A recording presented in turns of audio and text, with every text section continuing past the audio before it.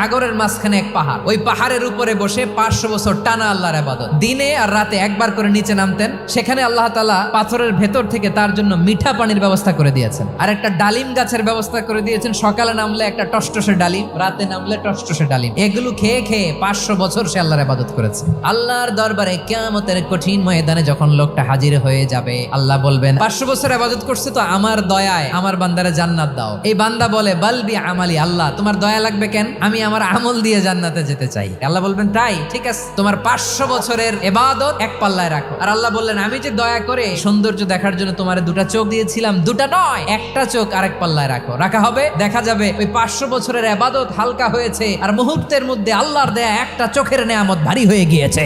ফলাফল দেখো, হিসাব বলে তুমি এখন জাহান্নামে যাবা, যাও এবার জাহান্নামে যাও। এবার লোকটা কাচুমাচু করে বলে আল্লাহ এবার আমি বুঝতে পেরেছি তোমার দয়া ছাড়া দুনিয়ায় কেউ জান্নাতে যেতে পারবে না।